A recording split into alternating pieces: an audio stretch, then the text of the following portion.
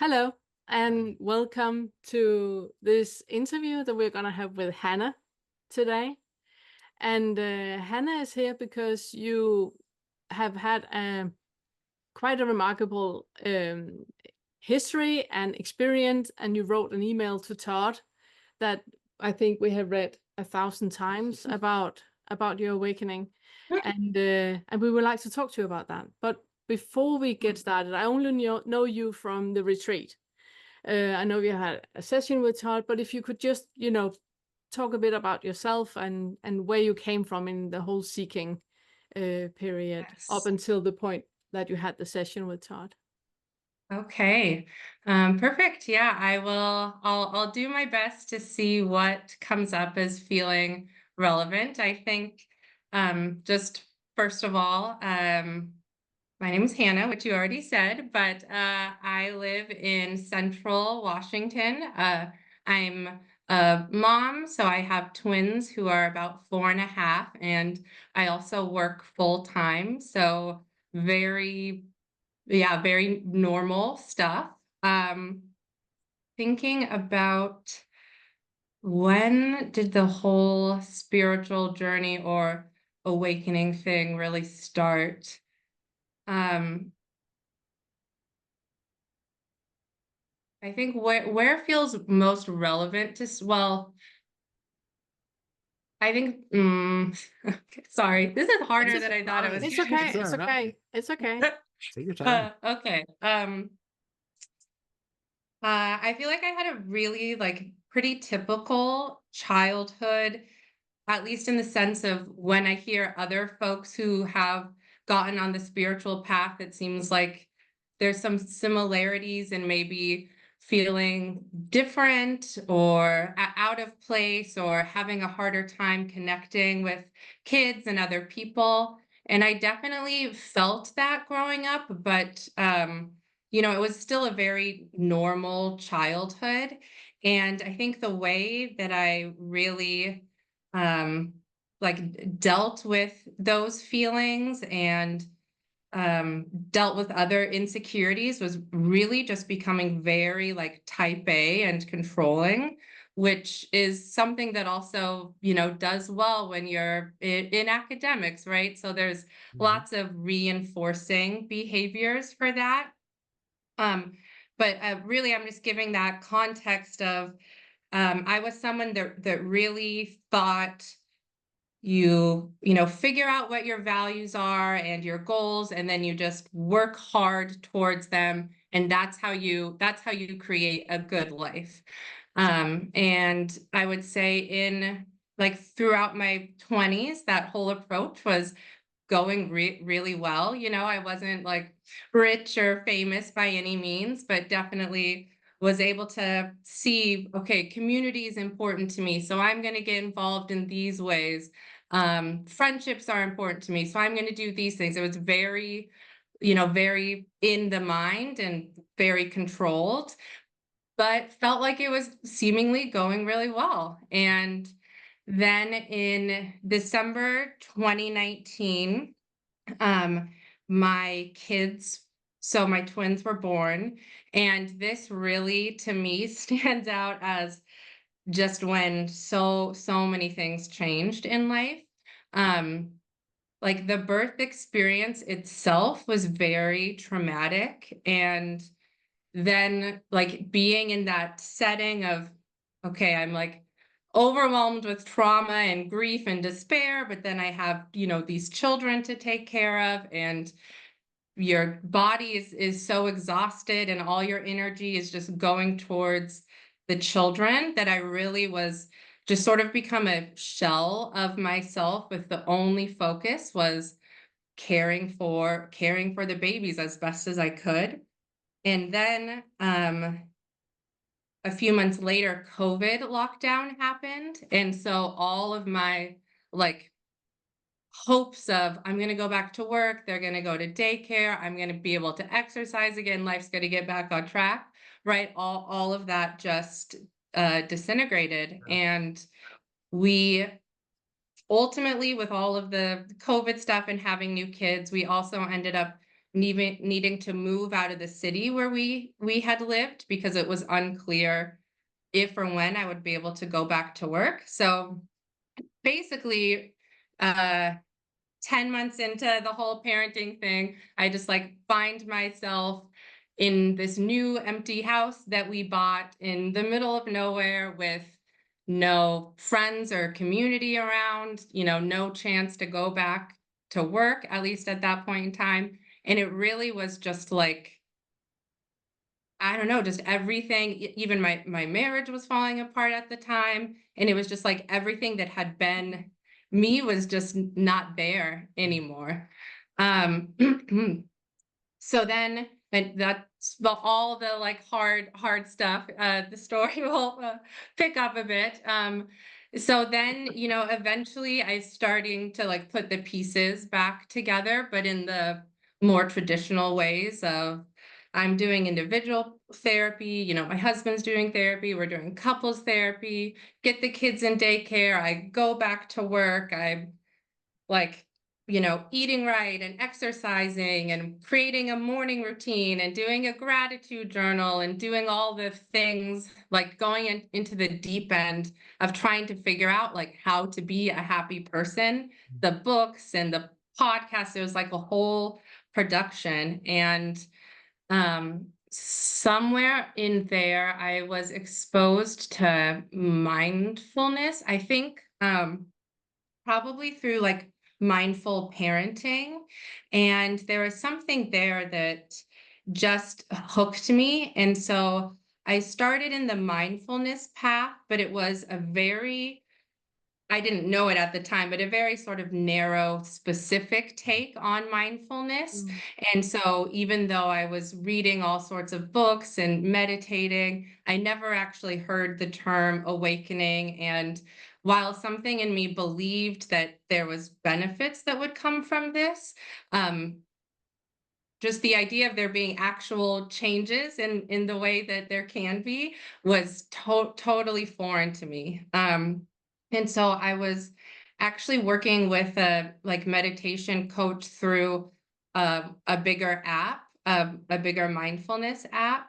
And I was really just like banging my head against the wall, because it was like all day long I was being aware, right? Like I was aware I was walking Mhm. down the hall, I'm aware I'm washing my hands, I'm aware, but something in me was still like, this cannot be what they're talking about. Like there was some sort of distance from life that I couldn't explain. And the teacher at that time was like, just said the similar thing of mindfulness is just being aware. Are you sure you're being aware? And I was super frustrated and somehow found a video of Joseph Goldstein and Sam Harris, because I knew Joseph Goldstein through um, mindfulness stuff. And basically in this app, in this conversation, um, Sam, and at the time I didn't know who he was, is getting like Joseph Goldstein to admit that most people aren't actually practicing mindfulness, because unless you have this thing called an awakening first, you're not actually practicing mindfulness. Like you have to have the awakening. And not knowing what I was about to get myself into, Right. I just like downloaded the Waking Up app. And Mhm. I mean, it all just seems random, but who knows? Just the first thing I picked was uh,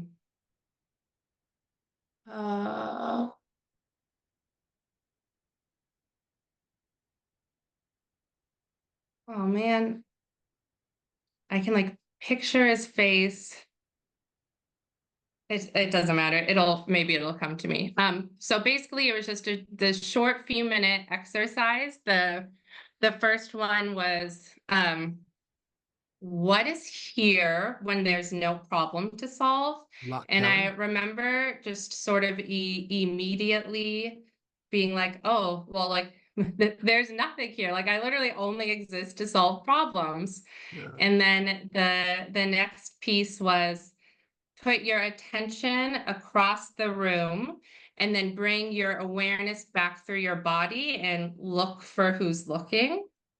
And it in the moment felt very like sci-fi to me because I've never heard of awareness, or that it was different in from attention in that way. And it at the time it felt like just like a gust of sandy wind went through my body, because like all of a sudden my whole body was just like alive in a way hadn't felt before, and everything was really loud and bright, but just felt like amazing. I didn't know what was going on, but it was like, I mean, I understand why people call it waking up. It felt like waking up from some sort of like veil or magic potion or something. Um, should I keep going? I feel like I've Yeah, been talking a absolutely, while. absolutely. Yeah. And it's title just is Lock Kelly. Yeah. Yes, yes, Lot Kelly. Yes. Yeah. Um, okay. So, I didn't know what was going on, and then I had a few days of what I guess people would call a honeymoon period, but I didn't know that. I thought like this change happened and I'm finally myself and I'm going to be myself forever. But I remember feeling like so tender. Like Christmas music was playing, and even though I'm not religious, I was just like, oh, I can understand their pain and the hope and the longing, and like going to the grocery store, and it was like everyone is smiling at me. And some point in there, I noticed that thoughts were not there or were different. Like at my kids' school, you have to put a code to open the door. And it was like watching normally the code would be in my head, I would be saying it. And it was just like watching myself do it without this voice in your head. And um, yeah, then some um weird stuff started happening, but things that are not actually weird in the awakening space. I just didn't know. One thing that and I'm realizing this is probably a theme that I should try to keep track of. There was a moment when I had been playing with my kids, or my kids had been running around, and at this point, this was about 2 years ago. So they were like two and a half, almost three. And like one of my kids comes up to me and says, like, hey, mommy. But like in me, I just had the sense of who's mommy? But like my voice still was like responded with the like, hi, sweetie. But it just was this, for me, like really freaky moment, especially the point about the theme is that there was such like just such this sense of not being a good, it's like so absurd now, but just this deep sense of not being a good parent. Yes. And so that just like that, triggered that fear. And then I also started experiencing like some Kundalini type stuff, but I didn't know what Kundalini energy was, and like ended up going to the hospital, and Oh, everything was okay, but it was not a good experience. Um, yeah, so and then basically the mindfulness person I had been working with, she had no idea what to do with me, because she was from very narrow focus, had only really seen people have awakenings like at retreats in a certain context. And she she was the one who first said that it was awakening, and then later when I was like, hey, this is kind of freaky, and she was like, well, I don't know, awakening, I've only known of awakening like people feeling like love and like feeling like connected. And so she referred me to a support group for people who have adverse reactions to meditation, which is just the things that we allow ourselves to feel bad about is just Yes. so absurd to me because, like, that was at the time, I was like tearing me apart because something in me knew, no, this was real. I know that this was real. And at the same time, my mind is just like going in the deep end of listening to every podcast, reading every book, contacting all sorts of, different teachers or groups because the whole thing was just totally, you know, foreign to me. And the stuff that you find or that you easily find, I guess in my case, there's not a lot about like some of the harder aspects of going through this. And for me, at the time, I remember describing it as like if my identity or personality is like a stack, it just felt like this whole top part of it was wiped away of like certain drivers and motivations, but um then all sorts of emotional stuff is coming up and it's kind of confusing and disorienting. And anyway, a lot of folks know that already. So I'm gonna take a sip of water and Yeah. think about where it's coming from. Kind of an aside question, but I'm curious. When you went to that support group, did you find that a lot of the people there did you that they were experiencing similar things and also considering them to be adverse reactions or? So I didn't actually go, Oh, and okay. it's Cheetah House, and I've heard really good things Yeah. about them, and I've actually listened to interviews from them. But I didn't go because I didn't feel like I had had an adverse reaction, and want to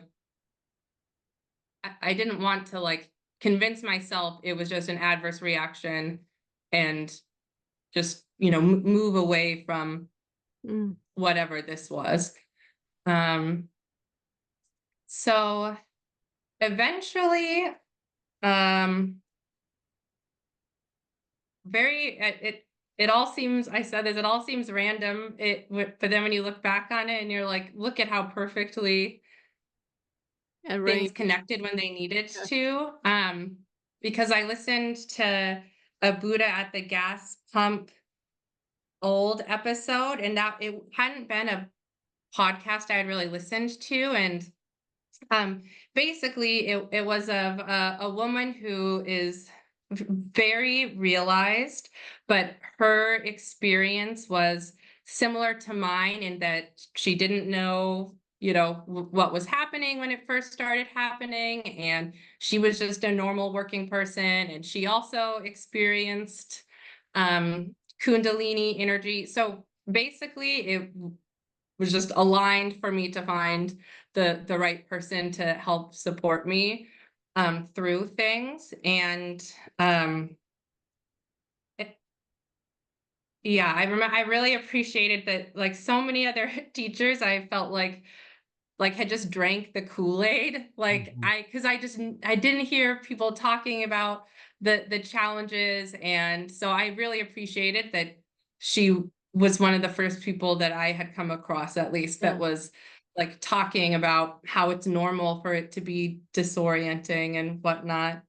Um, so then like the next year, which would have been last year, for me, um, everything was very energetic and very physical. Like even early on, I started having perceptual changes that have been like very gradual over time. And yeah, just lots of very strange, like Kundalini type experiences. Um, and so it really did feel like a lot of whatever was unfolding at that time was I don't know, just energetic or physical, I don't know, but that it wasn't like I was leading something by like practices or inquiry. It more just felt like it was happening. And I even had a point last summer where I was like, I don't want to do this anymore. Mm. But realizing that like it's not my choice. It is whatever is happening is just happening. Um that was actually probably around the time when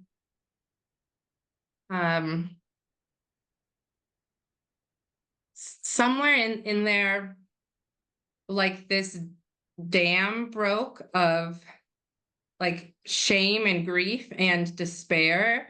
And it wasn't like really anything bad or big had happened. It was more like something just triggered a little bit of it, and it just all came out. Like, I mean, it truly, I was just have never felt such intense grief and despair in my life. And there was like lots of sobbing and lots of shaking, and like it eventually got out of my system. But then I think I just then spent like 2 more days just in bed, because my body and mind were just so exhausted and um disoriented, I guess. And I think the reason why I brought that up was really just acknowledging how hard it is to go through this, whatever this is, when you have young children. Because, you know, like me, you know, I was like, I can't let my kids see me like freak out like this. You know, I have to get them to daycare. And as soon as they get home, I have to like pull myself together enough to be there with them. And, just, you know, as you're going through this and realizing all of the things in you that came from conditioning, then it's like almost that added, like now you're looking at your kids, it's like, oh God, I got to do everything right because I'm going to mess up their conditioning. Like it became a very, was it, yeah, it just felt like felt like a very high pressure time, as certain, it just appeared to be this sort of cycle where there would be some sort of like insider realization. I'm not quite sure what the right word is.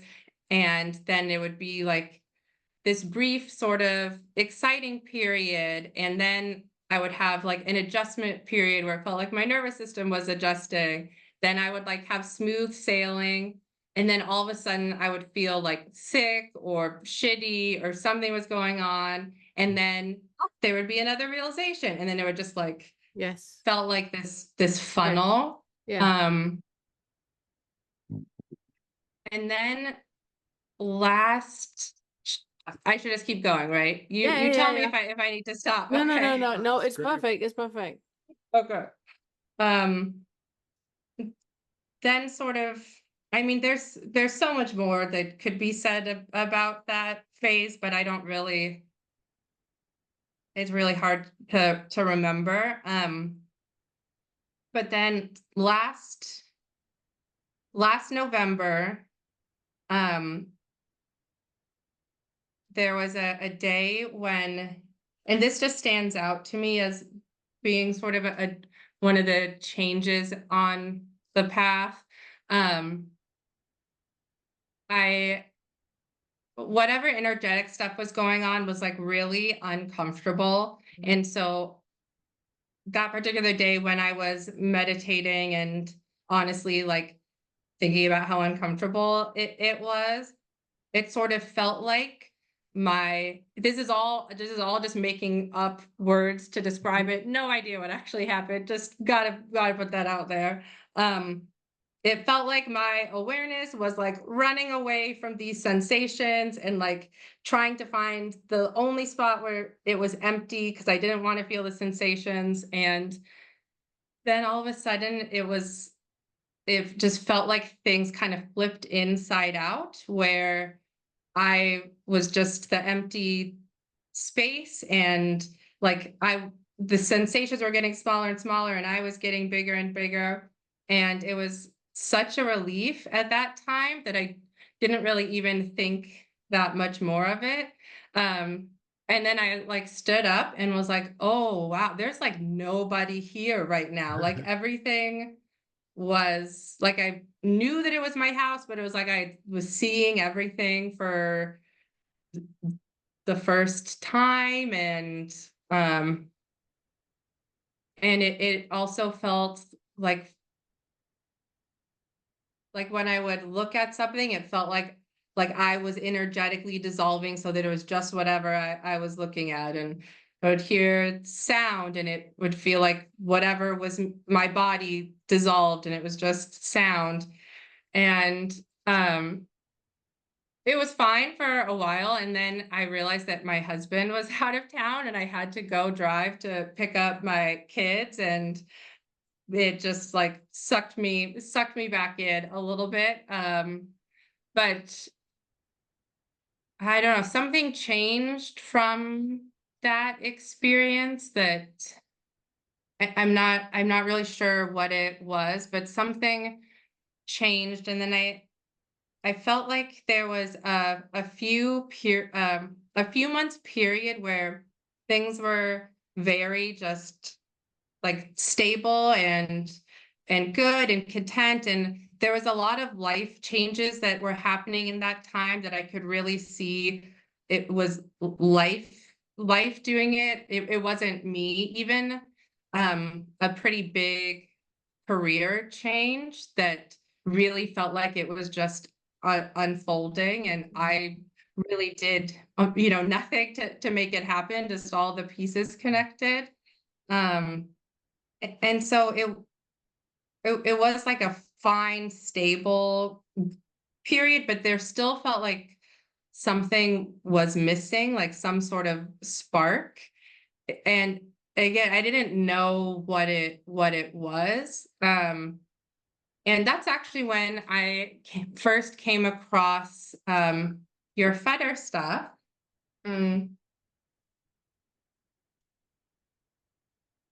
Another one of those, just the right thing dropped in my lap at the right time. And it was the toxic starting point and the bubble of reality. And it was another one of those things that just seemed like to immediately change everything, because the thoughts that I had in my head were never like mean, negative thoughts. Like, so I didn't even know that it was doubt, right? Like the thoughts in my head were not like mean to me. So I just didn't even see that doubt or that toxic starting point had been there that whole time. And it was like such a revelation that certain things that I thought were just me, or just I thought this was just what it was to operate in the world, was to have those certain drivers and behaviors. And when something there changed, I don't know if it's seeing through the Fetter or what you call it, but I just remember something there really big changed. And whereas before, the whole awakening thing, it's sort of, I tried to put myself back at that mind spot. Like before that, it sort of felt like a chore of, okay, this is just something I have to do, right? Like this thing started, my only choice is to just see this through. Like, when is this going to be over with? And after the second Fetter, videos and exercises, that was like the first time that it didn't feel that way anymore. And there were all sorts of other changes that came from that I can't remember, but I think you get the idea. And then this probably is leading then to when we talked, Todd, in April, because yeah, so then it was a similar feeling of even though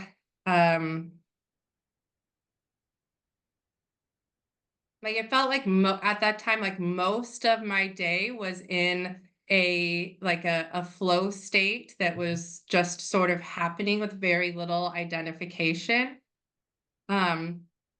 I say most of the day, but the times of the day that I didn't feel that was the times that I was with my children, which then is the time that like I most want to be, as In the flow open state. and Yeah. present and here as possible. And it's the time that I just can't seem to figure out, because otherwise, like I had no complaints about how the rest of things were going, and whether it was working or just being on my own or whatnot. Like I had no complaints. And so I see Todd, we had that conversation in April, and basically if I can remember correctly, I think the takeaway lesson was that you can't like fix anyone's suffering. Yeah,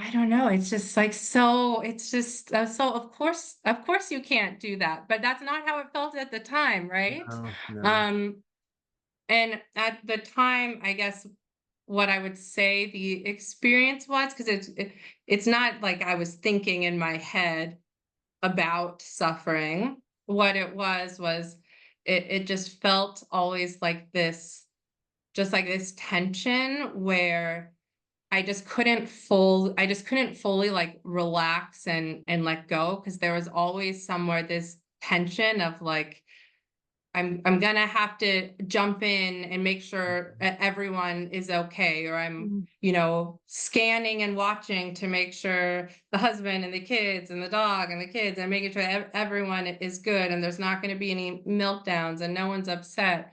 And so yeah, it was just a lot of like hypervigilance, I guess, was what the experience of it was. But yeah, underneath that is well, I'm sure there was so much underneath that, but the not being okay with your own suffering, so not being okay with the suffering of others, and feeling like it's your responsibility to fix it. I mean, for me, especially with kids, there was such this, like, even before having kids, there was such this fixation on wanting to do it right. And even for us, we even like, we don't even know if we want to have kids. And then we got surprised with twins, and that it was like, okay, well, now if we're going to do it, we have to do it right. And having it start off with like really traumatic birth experience, and like, the grief of that, and then everything else that just happened in that year with COVID and moving and everything, it just, there's just this core of like, I have to do it right. I have to be the right parent. And actually, I think it connects so well with the 10th Fetter, which I don't know if we want to like just keep going, or I watched the session afterwards, and what really stood out to me was when Todd said that you can't control other people's experience. You need to let them be free to experience what they have. You cannot make everybody safe. You need to allow them to make mistakes. You need to allow them to suffer. And you completely, it's like everything just falls apart. And I remember Todd coming out from the session afterwards and going like, I'm afraid I broke her. Yeah, And what, yeah, you, well, yeah, I mean, I was genuinely a bit concerned because it was the first time we had ever spoken, and I remember I think you had to go to work right afterwards, and so it was like we didn't really have the time to spend longer making sure everything was kind of settled and had come to some sort of conclusion, and it was just like I was really concerned because it was such it seemed like such a big, weighty, as you said, truth bomb.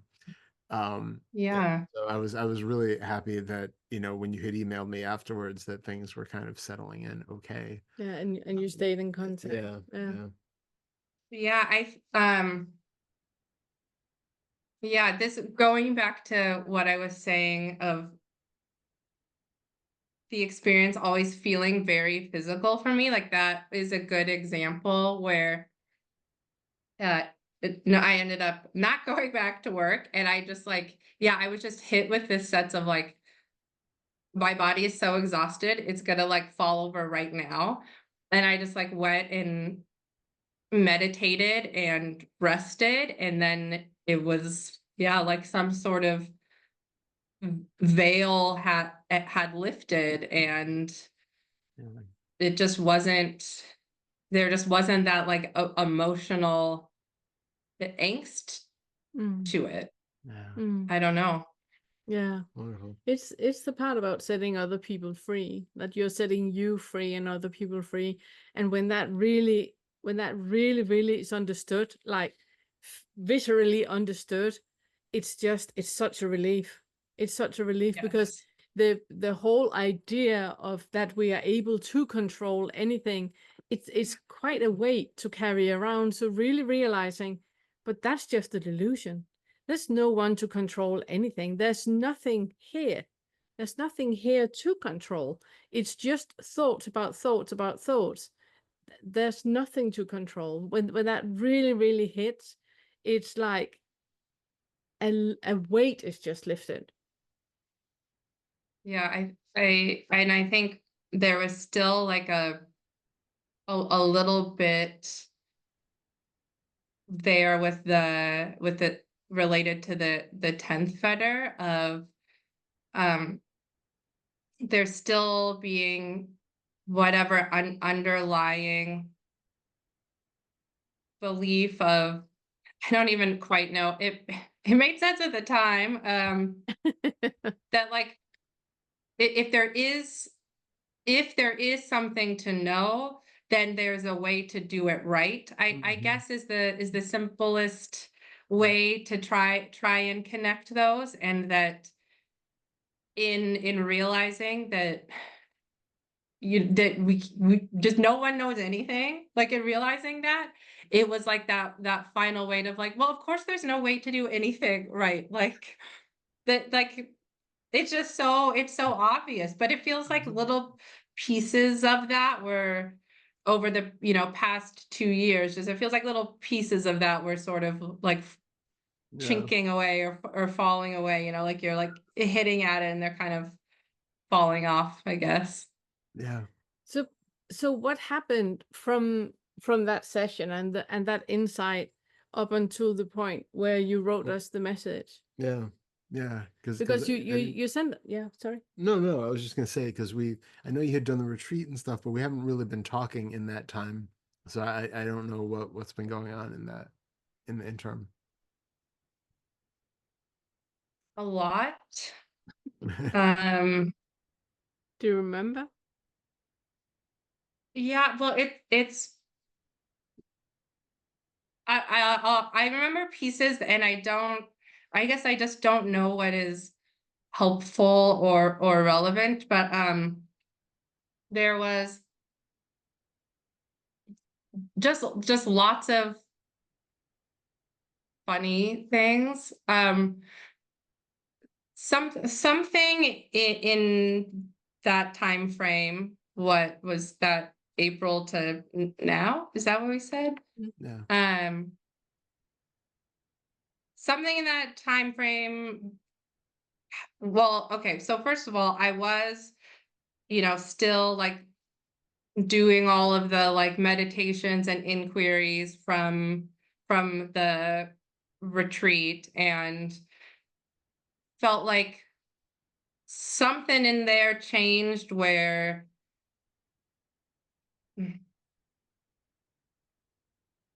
like things were happening faster. I don't know if that's really the right way to say it, but yeah, it just felt like it just was all happening, and felt like sort of rapidly changing, but then every time it changes, it feels like it's always been that way. Yeah. But I so like just want yeah. to say for everybody listening, the retreat we're talking about, it's the embodiment retreat. That we have an embodiment retreat that is about how to embody the entire awakening experience. So all the fetters that you learn about cerebrally in your head, how you embody all of those into a felt experience, and where you allow the body to experience and express what is coming up without an I as the narrator of what is happening. It's just allowing the body to go through all of these things without anybody sitting behind the steering wheel of what is happening. And that is speeding the whole process up, because the I is not a stick in the wheel at any point. So what Hannah is talking about now, where it actually went quite quick, it's because of the embodiment of it. End of bracket. Now you can continue. Yes, yeah, so perfect. And I told Todd, I told you this at one point, that there was also something about like your videos. I mean, but both of your videos, but I just told Todd it already, that I think I said it's like when sometimes it's like my own snarky voice in my head. Like sometimes just like the tone is just like so tongue in cheek and just like exactly like what my brain would be thinking or what I would come up with, and it kind of like pokes fun at you a little bit. And that also really was a difference for me, because something that I realized with the 10 fetter, and then I'll go back to what you asked, sorry, but was just how seriously we take this that's nothing, like how just serious and somber. And I totally get it that what I was going through, like the shittiest periods of it, it felt very serious, and it did. But how little at least I was being exposed to people who were like, hey, this can also be funny and silly and joyful. Even sometimes there would be other teachers, but even the way that they would talk about like curiosity almost made it feel like a chore of a thing I had to do. And so, yeah, I just wanted to share that as well, that some of the lightness really, I think helped. Yeah. That's awesome. Yeah. So basically there were just lots of things seemed to be going on. Like one, there's a few things that stand out, and I don't know if I'm going to get the Fetters exactly right, but Okay. there was something with Fetters 4 and 5 where it's like I sort of realized it afterward, in that, yeah, things had just been flowing and going, and it had been a really busy time at work. And I remember it's like on a Friday, and my body was exhausted, and so I walk upstairs, and it sort of felt like I think I called it like dopamine hits, like where there used to sort of still be this subtle look for even like the dopamine hit that would just come from like meditating. Like I felt like so much of it had already gradually fallen away. And then I just had this realization of like, oh, I've just like had this habit of coming to look for something that is going to make me feel better, but there's actually like nothing to make feel better.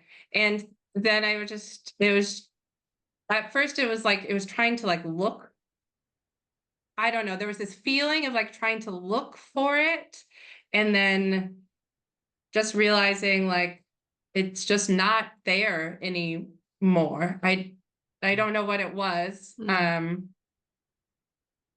And then I just was like, oh, okay, I'm just gonna fold laundry. And now folding laundry feels as good as sitting in the grass, which feels as good as doing some other chore. Like there's like a sameness to, but not a bad sameness. That sounds boring, but I guess it's boring in a nice way. I don't know. It's not the same. It's not the same highs and lows. It's like subtler. Yeah, it is when it is the moment we don't have any identification with an experience anymore. We set the experience free to be as it is. So there's no expectation to something being in a certain way, which means that whatever unfold, it's just what is unfolding. Which means that if you do that with everything, it means that folding laundry or having a warm bath or having a root canal or having, playing with the kids or whatever it is, it's the same allowance of a folding that is happening, which makes everything very much the same on the same level because it's met in the same way. Yeah. Yeah. I don't know. It's great. I don't know. It's like, but it's something that I feel like I didn't fully, or maybe I didn't realize it at first, or you grow to appreciate it. I don't know. What other things there was something with making something out of nothing that stood out to me. It was at work and having a conversation with a Janice. And I remember like in that conversation, she was saying something and it was like my mind was sort of like either she's really condescending or she's just like very genuinely kind and looking out for you, like this either or. And I just realized how absurd that is because it's whatever I think she's doing is just what Yes. I think she's doing. And Yes. like it, then okay, then I'm just gonna like choose just that she's being a genuinely kind person. And like I don't have to make a whole story about how she was condescending and rude to me, and it could just take the words for what the words were. Yes. Exactly. It's exactly the same. It's exactly the same experience that when you go into a conversation, even with a Janice, and there is no attachment or expectation or anything at all. It's just whatever is unfolding is unfolding. The I is not a stick in the wheel, which means that whatever unfolding that Janice is unfolding is just unfolding. And if you're not putting a narrative on what you think she intends, about her what you think her intentions are, when that is gone, it's just a free-flowing conversation where, yeah, it's And there's so just so much easy. Yes. it just feels like there's so much space Yeah. to it then. Yeah. I don't yeah, I don't know the right way to No, describe but it. But when it's beautiful. It's a life free of all the mental formations, where all of those are just not there anymore. What is happening is arising in this moment and vanishing in this moment. And there's no attachment for anything to be in any way. And none of the mental formations are seen as more truth than any of other ones. It's just mental formations. It's just clouds on the sky. And it literally is what happens to a thought when you don't think it. It's already gone before you even start to think it, because there's no belief in the mental formation anymore. And everything is mental formations. Everything is constructed in our mind. There is nothing that is not constructed in our mind. And the problem we have is, and the suffering we experience is when we believe in that construction that is happening in our mind. when we don't believe in it anymore, everything is just constructing, deconstructing all the time, and there's no I that is a stick in the wheel or making anything more important than anything else. It's just arising and disappearing and rising, disappearing in that flow where there's no I at all. And then you wrote a letter that we have read so many times. Oh, Yeah. yeah. Yeah. Do you want me to read it? Yeah, if you're up for it. Yeah. Yeah. Do And you have well, anything you want to add? did you want to say more about because you had said that you were like when you were doing the one inquiry practice that it just occurred to you were trying to do it right, and then you Oh, had yeah. can you talk about that before you read the letter? Yeah. So, your unpinned video was also somewhere in this same time frame, and there I recall it feeling like something big changed with the unpinning. Oh, but I can't remember, but why, but it can, that's okay. But but why I'm bringing it up is because I had been in an unpinned state, I'm gonna say, right? Like I'm unpinned, and then I would notice sometimes when I was like meditating or doing inquiry, it felt very like physical, like this sense of some sort of like coming together and of sensations in a way that was like kind of slightly irritating, and but it was also, then I was like, okay, I'm not unpinned anymore. Like it was almost like a slightly different view. Man, I have no idea how you talk about this stuff. This is absurd. It's just Yes. nonsense.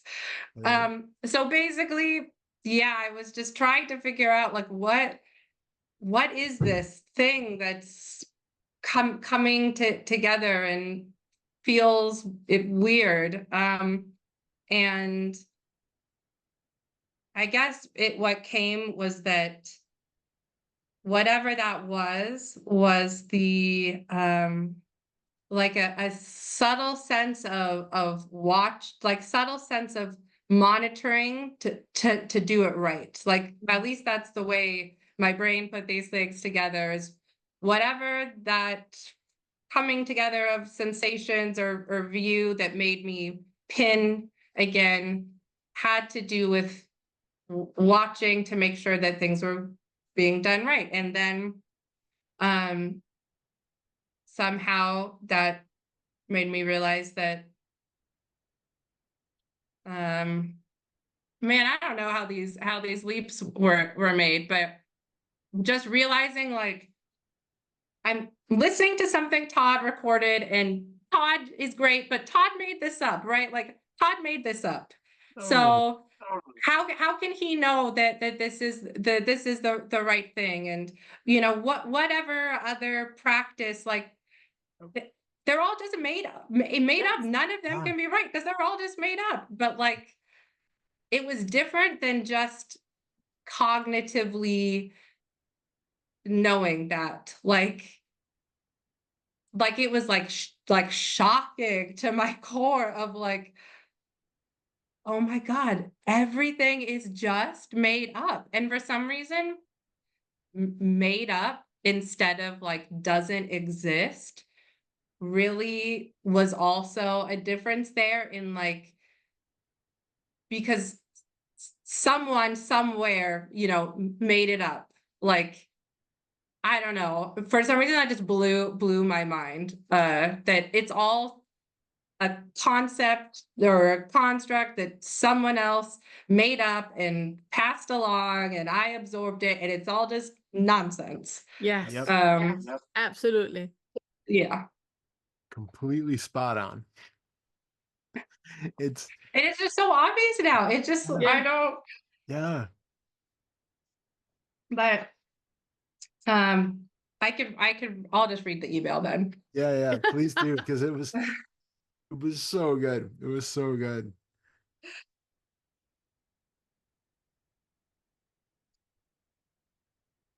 I'm never gonna watch this video. I'm sure this is gonna be too embarrassed. Well, I don't know. Okay. Okay. I said, "Hi Todd, I have a one-on-one with you next week, but I feel like I'm going to burst if I don't say this to someone. I should probably just get a diary instead. WTF, it's all made up. Everything in all caps is made up. No one knows anything because it's all just made up. I was doing a guided inquiry last night from the retreat and felt this subtle sense of wanting to do it right. And then it just hit me. The whole damn thing is made up. Inquiry is just made up. Spiritual practice is just made up. There is no way to do it right because it's just made up. Even if it was Buddha who made it up, it was still made up. And there really is no one here, but it's not a self or a no self. I don't even know what those words mean anymore. My first thought last night was, why didn't anyone tell me it was made up? And then I thought, oh my God, do Todd and Pernilla know that it's all made up? Like, I really, really, really at first was like, do they know? Like, are they in on it? Do they know it's made up or not? Like, it feels like a conspiracy, kind of. It's Amazing. and then I realized you and Pernilla say this all the time, but there was apparently something in me that just didn't realize it was meant literally, that you literally do not know anything because it's all just made up. What? This is so silly. And now I really, really see that there is, oh yeah, oh, I forgot about this. And now I really, really see that there is no past or future because it's just made up too. Yeah. And because it's all made up, there is no meaning to anything. You also can't actually even do anything for a purpose because it's all just fucking made up too. Yeah. Wow. Yes. Amen. Yes. Yeah, there's more, but I don't think we have to. It was so good. We were laughing Yeah. so much. Uh, What? And- That's that complete realization of yes. exactly. And you know, Exactly. and how So simple. it is. Yes. And so many of the fetters you just kind of listed off at the end there, that like third fetter doing things for a purpose makes no sense now. Time, seventh fetter makes Right. no sense now. Doership, first fetter makes no Makes no sense sense. now. Like it's just like poof, poof, poof. There they all are. Exactly. Yes. And like that all of those were connected back to that Yes. is just mind blowing how Yes. much stemmed from Yes. this believing that other people know things and you can know things, and then somehow that transfers into there being rights and wrongs, and wow, Yes. it was, yeah, it was, I mean, like I said, now, I mean, it's still amazing, but yeah, at that time it was like the laughing and the crying and then there are other things that I would like, then realizing that like I had somewhere this like idea of what love is, but if you don't have like these predefined ideas of love, like anything can be love. It sounds so strange, but it was another thing that for me just had such ideas of like right and wrong wrapped up in like Yes. how love should feel and what love should look like. And if it doesn't feel or look that way, then you're not doing it right. And you know, like with like mothering and like Yes. Yes. just how many, yeah, how much was packaged into that. Yeah, and now it's so clear that there can't be anything right or anything wrong. There just can't. It's not possible. It's not possible. No, but it's such a paradox, because it's not like I'm now just not taking care of my kids, right? Like, I feel like that the mind, when, like, I can remember that from before, of like really grappling with, but like, there are things that are wrong, you know, like really grappling with that. And it's like, both are can be true. Well, Yeah. just that you don't have to have that weight of right or wrong, and like compassionate action still happens. Yes. In fact, it's probably more Oh, yeah. compassionate and loving and open, but it's like not something that the mind can really understand, because it's so fixated on like knowing what the right thing is. At It's least my because mind was. it's because the mind is so fixated on knowing, you know, Yeah. and of knowing that okay, if there's not a right and not a wrong, what does that actually mean? But you cannot understand it with your mind because it's between. So there's no understanding of it. It's that it's that wisdom of ignorance that you really understand that you do not know what a bad thing is, because a lot of us have experienced really bad things that turned out to be utterly amazing.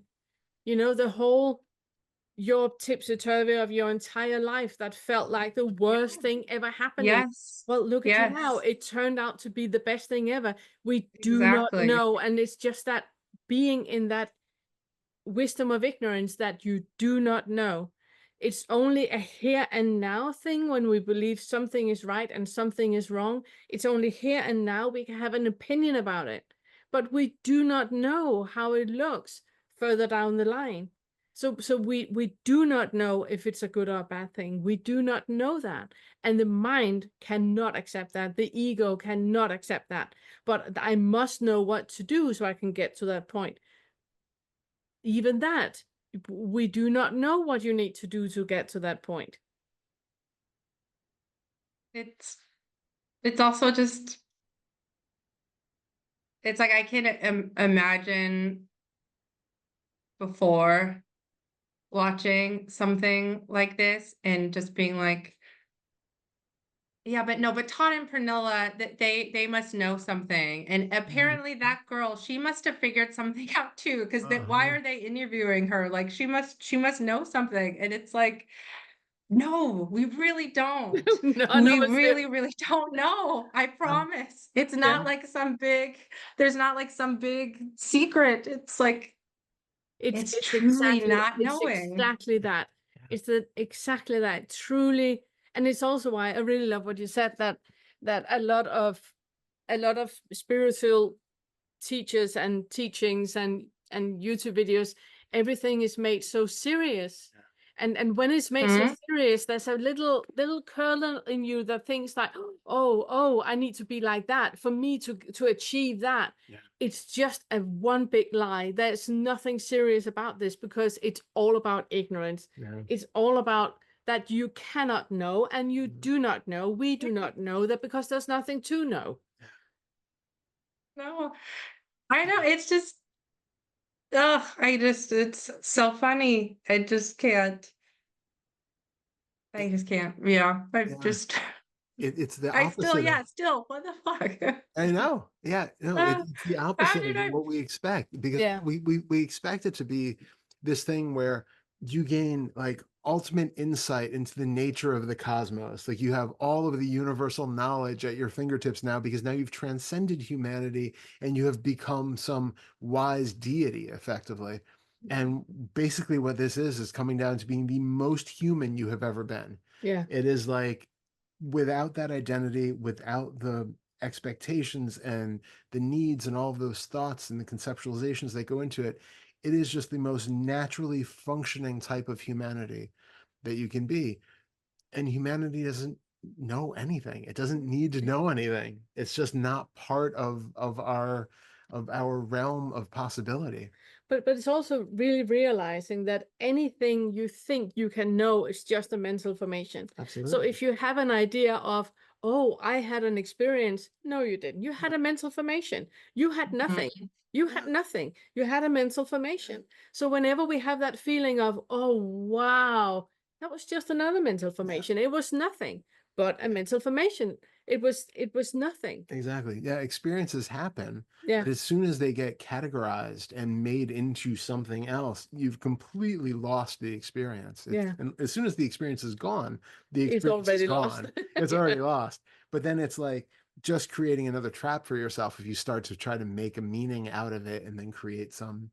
And that goes where I love where you came down on it, because this is where it's possible to flip to the other side of nihilism, where it's like everything either has a really positive meaning and it's necessary and mandated and all that, or there's no meaning and that means everything is just terrible and pointless and all that. And it's the middle way between those two, that it is possible to have compassionate action and just be content and at peace without having to fall into either uh what's the word I'm looking for, extreme of belief. With no belief, that's just the natural state. But exactly, and it's also what Hannah also said, that when you are in that, where with the Janice conversation that you had at work, where you're speaking with a Janice, and there's no selfing that is a stick in the wheel. That is just a flowing of a now and a now and a now and a now. Your go-to is stillness, simplicity, and contentment. So Janice cannot say anything that is creating any kind of inside of you, because there is none. There is nothing it can hang on. Janice is just Janice, and Janice is unfolding as Janice is unfolding. In you and your experience is stillness, is still just stillness, simplicity, and contentment. There's nothing but just compassion and kindness, because that is the go-to human experience. It's I want to be careful because I don't want to like make it sound like I have something that you don't have. But I have noticed some other changes that were just a change.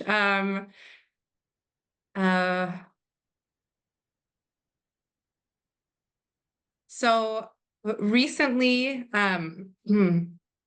even before the 10th Fetter stuff, it was another gradual thing of like sort of every time looking in the mirror of it, just like being like seeing a different person, or even like looking at pictures on my phone or a video, it's like watching someone else, but again, not in a bad way. And it's such a paradox, because then after the 10th Fetter, or after realizing that we don't know anything, I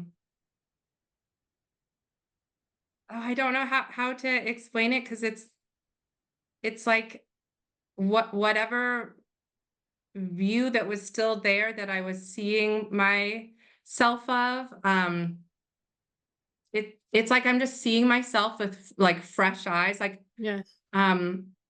truly seeing how it's someone constantly new and different at every moment, like whatever is arising in that moment. But at the same time, I feel more like fully at home in whatever like this is. And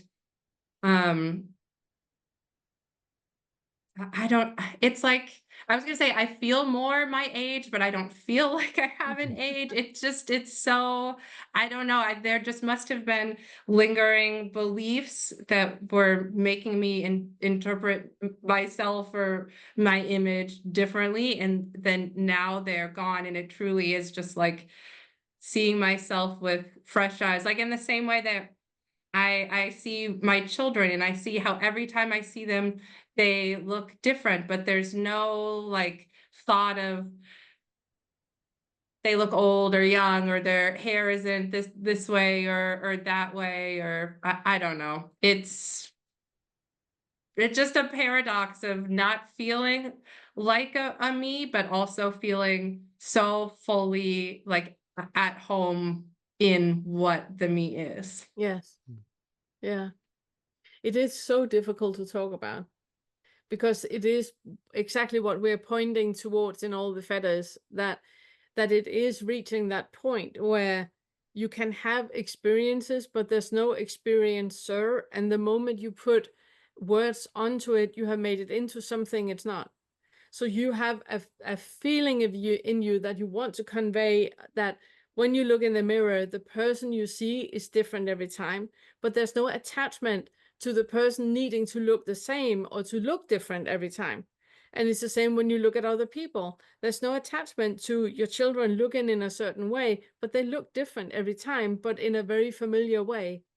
And it's that complete, like I said before, it's that arising and disappearing and arising and disappearing that is happening all the time.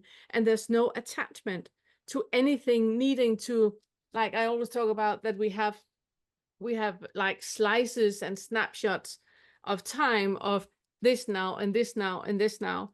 And where you're at now, there's no weaving all of them together with an expectation of an outcome or with an expectation of a similarity.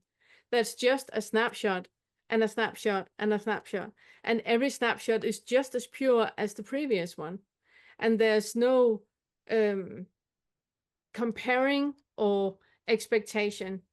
So past and future is completely dissolved. It's just an arising and a disappearing, even when you look in the mirror or when you look at the children. That's why this whole thing is so funny, and I just like without that visceral connection to the past, like Mhm. if you had asked me about my story like a year or two ago, I'm sure I would have had all these like storylines I wanted to tell and points I wanted to get across, and I would have really like felt invested and emotional. But when that like, I don't know, the like physical buy-in to it isn't there, it's they're just like the memories and thoughts, they just are barely there, and it's like hard to even catch them because it's not, I don't know. Yeah, there's just not that Yeah. same like, oh yes, this is me and I was so sad and so now I'm sad now. It's Yeah. just a story.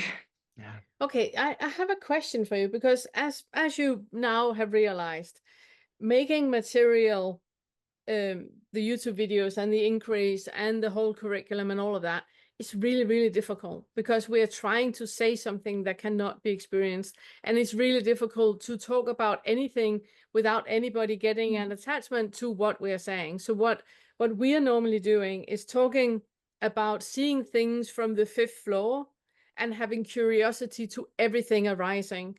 Because in my experience, that is the closest, it's the closest doing you can do to not doing, if that makes any sense. Do you have like any suggestion, or can you say what in your experience was helpful? But in my experience, it was Yeah. helpful to pull myself up to the fifth, and also helping other people pulling up on the fifth floor and looking at it like an anthropologist with curiosity and nothing invested into things being in a certain way. It helps pulling out of that identification that we have over and over and over, and it is the closest doing you can do to a non-doing, and the closest investment you can do into a non-attachment. if that makes any sense. Because it's so Yeah, difficult. This task of making the curriculum is the biggest daunting task I have ever done in my entire life. Absolutely. I was laughing earlier because I have absolutely no idea how you talk about this. It's also somewhat still like new and adjusting, even though things feel so normal. Like, you know, maybe someday I'll be more or articulate or have better words for things. I I'm the pulling up to the fifth floor. Mm,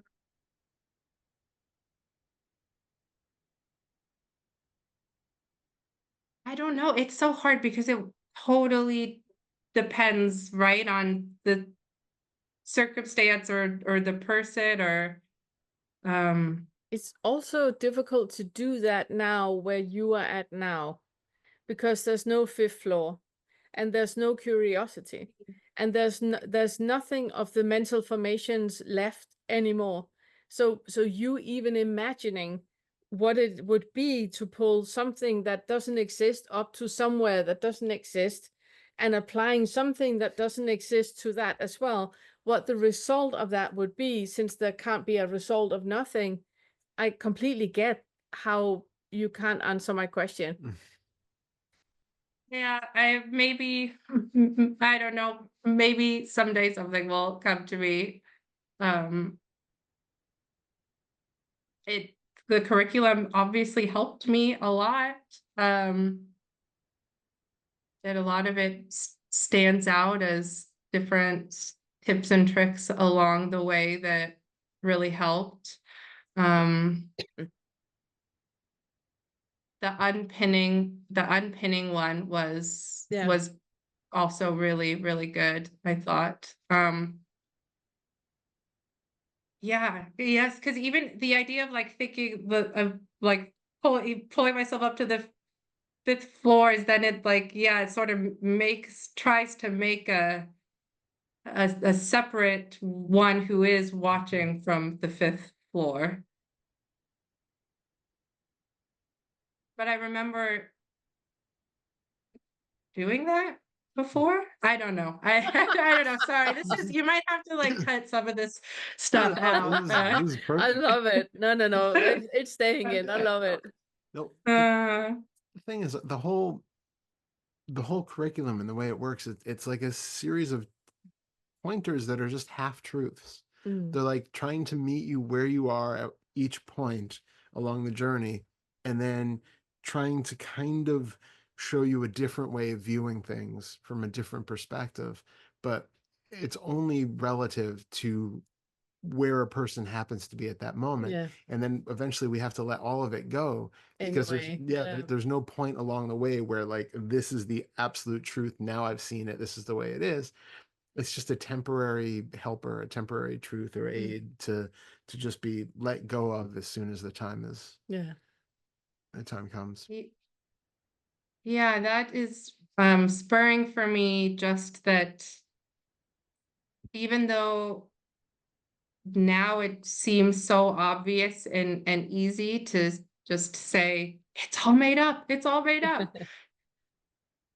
You know, 3 years ago when I was like suffering immensely, that wouldn't have No. Yeah. done any good. No. So to your point, there's I don't know, I was gonna say when the moment is right, but that again makes it Yeah. sound more planned than it is. But just acknowledging that yeah, when you are suffering, hearing someone say it's all just made up is not helpful. And that's where all of the other exercises or materials or embodiment pieces are really important. Yeah. Mhm. Yeah. Yeah, that's why we're sometimes kind of critical about the like radical non-duality approach because it does help some people, but for a lot of other people, it completely misses where they are. It's Yeah. just talking right over their head to something else that from their perspective, either they have to take it on as just a blind Another belief and then just live out of that belief and never actually embrace it or Mm. embody it, or it's just something where it belittles where they are Yeah. and it just makes Mhm. them feel like there's no, well, I can't even use the words I or me or talk about my story because that's just Mm. illegal in this context.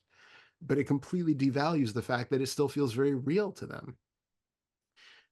So I think it's really important from our perspective to be in the story as much as you need to be, and then use these things to kind of see past the story Yeah, and to dissolve dissolve the the, story. but Yeah, it's also when you have that feeling of emergency that you need to look at that, you need to deal with it, then bypassing that and saying, but there is no I, is just not helpful. no, It's not helpful.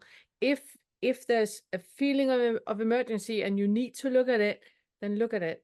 And that is why you also talked about in the beginning, that was like that flowing, where I was like, oh yeah, that's just like the wheel of identification. It's just, all of those different types of identification we can have that we just go through over and over and over in an Mhm. hour. I yeah, mean, it yeah. happens all the time, in an hour, in a week, in a year, all the time, over and over and over. So it's just noticing, where am I identifying right now? What is it that needs my attention right now? And then work with the curriculum with exactly what is needed at that point. Be supportive, be loving, be kind, and then let it dissolve, let it experience and express. Whatever needs to surface, let it surface, and just allow it to be there and meet it with kindness. And when it has been met, it's not that there's no need for it to surface anymore, which means that, okay, that has now detached, that is now not important anymore, and then you automatically will flow to the next thing. There's the piece in there too, and I think we did hit on it a bit, but wanted to bring up again how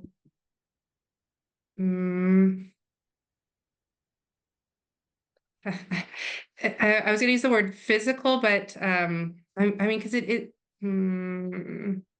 like, I think sometimes the way that people talk about consciousness or awareness or thoughts, it doesn't do justice to the whole body mind, and that Mm. there seemingly, at least here, very huge changes in the way that, like, the body feels in the environment, and the yeah, just bringing back that embodiment piece as well seemed Mm. relevant for some reason. I don't know.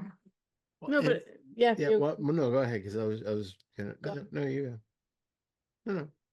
No, because mine was actually about something else. So go Oh, ahead. okay. Yeah. No, but yes, it is super important, and we tend to, it's why we point a lot to that in the second fetter we work a lot with that feeling and emotions. It's a sensory experience that we have in the body, and a thought attached to it.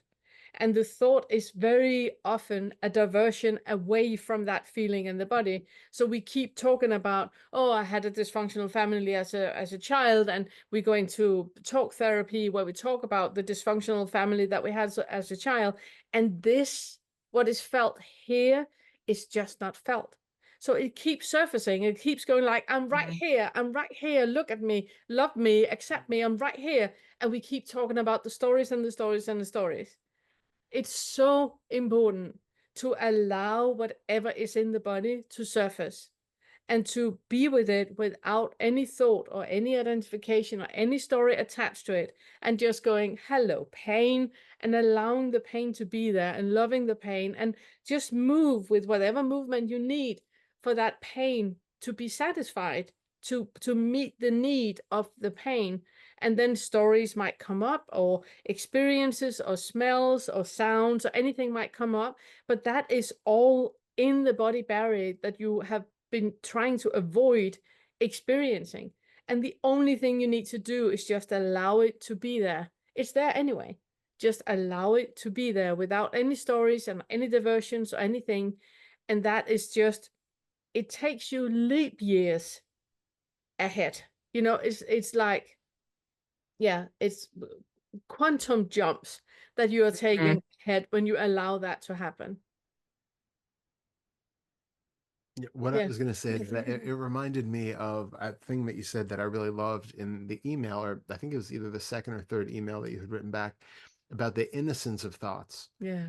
And that Oh, I was wondering if you could say something more about that, because I thought that was such a beautiful insight that you had. yeah. I don't remember like what the specific thought Yeah. was that I was looking at, but basically just I was experiencing thoughts, and then it sort of hit me of like, are thoughts really that bad? Like they're just, I don't even know what they are, but then just, yeah, connecting that piece of realizing the thoughts have always just been there to help, even if the help is a distraction that ultimately is something we are going to want to come back and feel, but that the thoughts are came from conditioning that is intended to help you in some way, and they're really just innocent, and a good thought or a bad thought, they are all just, they're just innocent thoughts. And it's, I don't know, I was gonna say it's the buy-in to them, but I don't even know what it is. I cannot figure out now what what it is about thoughts that like seem so problematic. It's the belief in Yeah, them. It's yeah, instead of just allowing them to come and to go and to come and to go, a thought comes and we go like, oh, this is an important one, and then we're making it into something that it's not. It's the something out of nothing. We make it into something that it's not, and then it either becomes something that we really want to hang on to, or something we definitely don't want anymore. So it's not about the thought anymore. It's about whatever story we create about the thought. The thought on its own is innocent, like you say. It is just arising and disappearing, like a wind, just coming and going and coming and going. It's us who make it into something that is not. so wild. It's Yeah, just, Yeah. it's just so wild. Yeah. love it. But yet it's so ordinary. Yeah, It's It just is. like, it is. I don't know. It's nuts. But it's just so ordinary. And then I'm even here, I'm just like, what are we talking about? Like, Yeah, it's Yeah.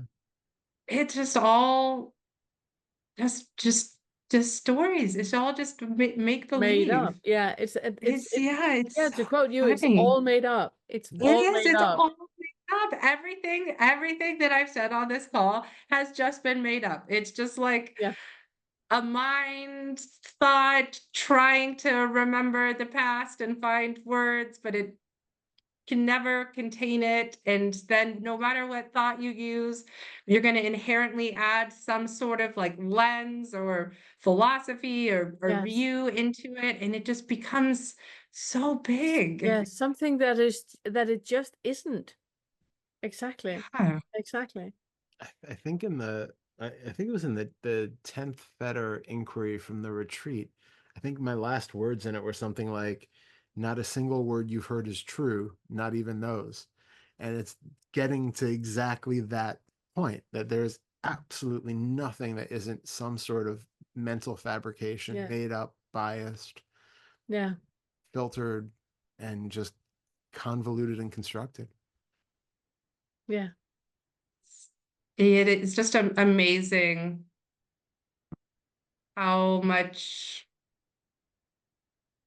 meaning and view and belief and morality can get attached to just words that are Yeah. just sound, Yeah. and that people can hear the same sound, and because all of their conditioning is different, it's totally different make-believe made up stories.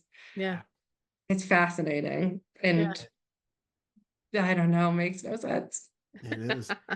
But it's going to be really interesting for you. I don't know how like political you have been in the past, but like looking at the Oh, whole, very. current political climate, especially in the US, but I think around the world, it's always relevant too. But yeah, have you experienced any difference in the way that you see just the political rifts and the way that people interact with beliefs? I remember sitting and watching a debate on Danish TV, and was just fascinated about that every single one of them was sitting and talking about themselves. Whatever they pointed finger at, it was so obvious about themselves. And I had that feeling of, even the administrator of the debate, even his questions was so clearly about himself. And it was just, I sat and had that, Fremdschäme, as the German word is, where you are embarrassed on another person's behalf, and was just like, shh. And I was so embarrassed. You're letting out all your Yeah. secrets. Oh my God. Do you realize? And I just felt that, Fremdschäme for the other person. And that was the first time I realized that, oh my God, there is like nothing that is true. There is nothing that we can say that is truth. It's just a reflection of our own bullshit backpack. And that is the only thing we're ever, letting out in any way ever. Yeah. So have you had Yeah, any sorry. experiences of that yet? No, this is something where I'm like can't get my mind to grab on to something. Like I don't know how to describe it. It's like I kind of like feel like I'm trying to like come up with like a memory or a thought to answer this, and there's just nothing coming. It's So fine. no, sorry. It's I don't okay. know. It's you also need a period of adjusting until you land in like a normal life again, where being in life completely unattached to everything is just the new normal. And then things will start to, fall into place in a way that is more normal than what it is right now. Because right now you are at that free floating in the void of absolutely not knowing anything and seeing everything as fabrication. So you can't even open your mouth without knowing that everything I just said is not real. So I mean, pay no attention to anything. That's where you're at right now. It will, That is yes. like a feather, falling to the ground. You will land at some point in some kind of normalcy functioning in your life. It's like so fascinating to be with my kids. Well, one, just like the absorption that in play that I now am like in the play with them in a different way, like when we're just like we were like playing hide and seek last night and like singing and dancing and being silly, and it was like I felt like I was the child with them, Yeah. just like how much you can feel that. And yeah, I don't know, I just like relate to them in a totally different way now. And um the innocence that they have, and except for now sometimes when some of the questions and the the like why, and I'm like, oh, I can't remember why you were not supposed to do XYZ thing. Like, I'm gonna go check with dad real quick. It's hysterical. Did we say they could do that or not? But yes, I think I'm just adjusting, and Yeah. it's like it comes in these moments, then like we're talking about it, but I worked all week and it was totally fine. Like it didn't I didn't feel like I was messing up or making mistakes or doing a bad job or anything. It's only these moments of like trying to reflect. Like I just can't figure out how to work with thoughts, I guess. Yeah. I'm just getting used to whatever those things are. Yeah. Yeah. Amazing. That's incredible. Is there anything you would like to say as final words or good advice or thoughts you have had or anything we didn't talk about or Hmm. Um, yeah, what is coming is interesting. For me, whatever here is, me is. Yeah. we're fine with you saying me. We The, understand what you mean. There's no I policing don't know here. how else you talk about it. No. So we just use. We're completely fine with people saying me and I because we know what you mean. Yeah. There's no policing. There's no identification Yeah. to you doing something right or wrong. You just knock yourself out. We understand.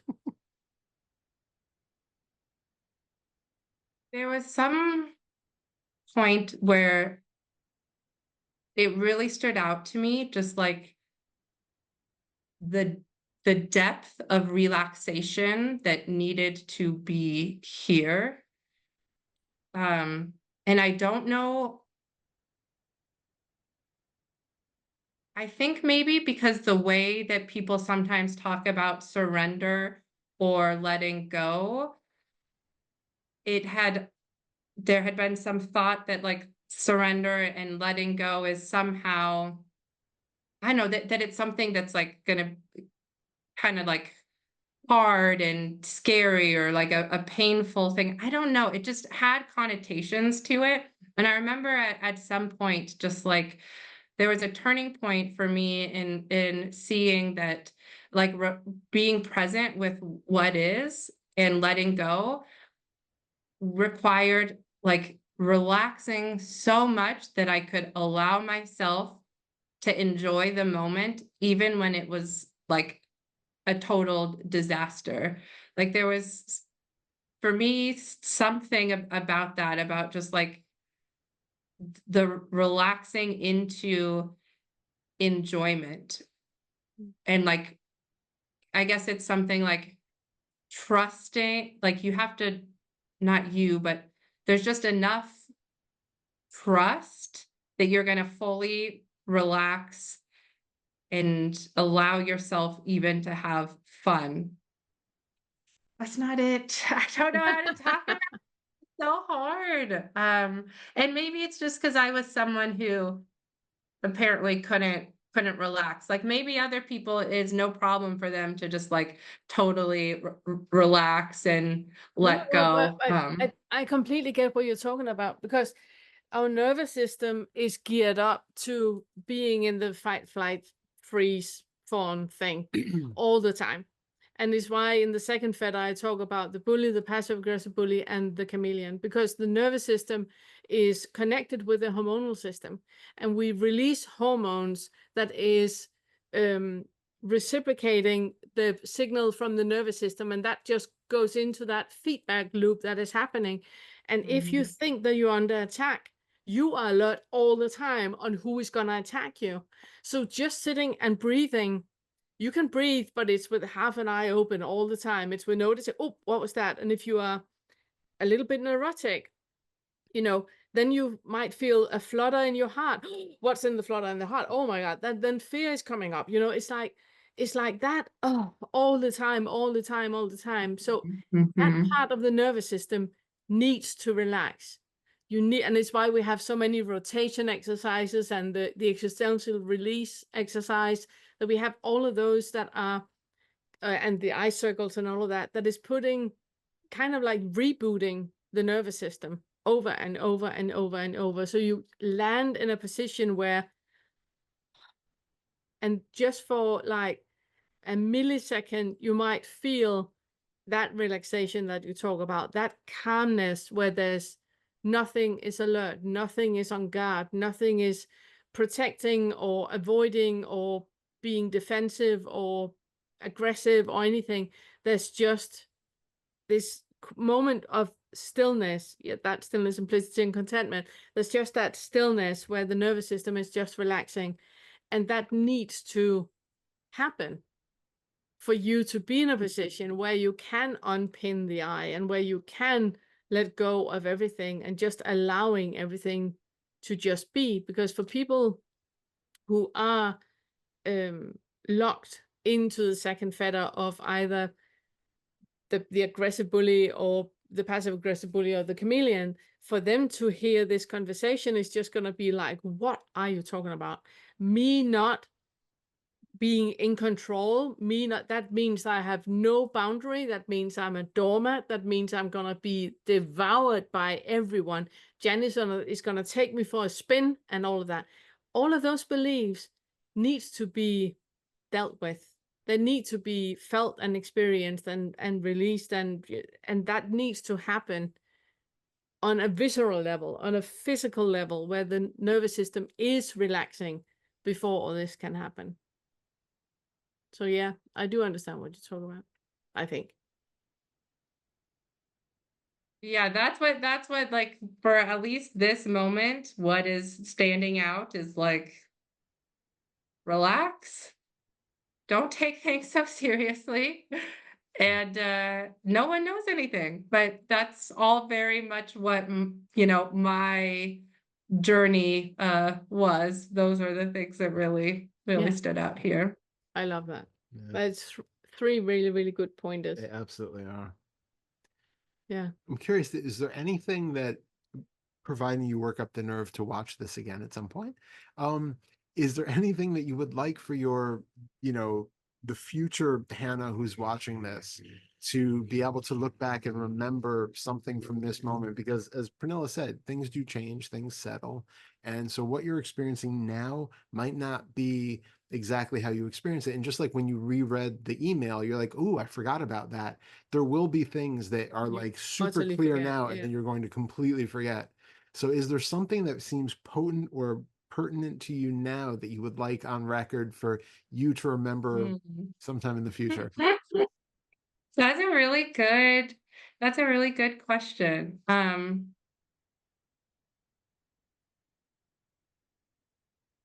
I just know I'm sure that like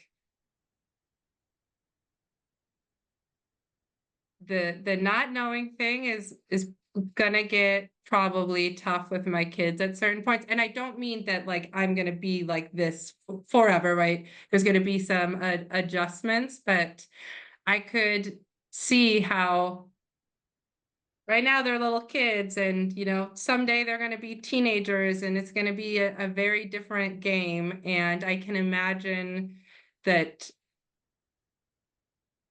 there's going to be this desire to know and control again, right? I mean, I don't know. I'm making that up, but I'm just recognizing that in this moment it feels easy to be like this, but life is good, and recognizing that someday they're going to be teenagers, and I should look back on this and remind myself that I really don't know anything.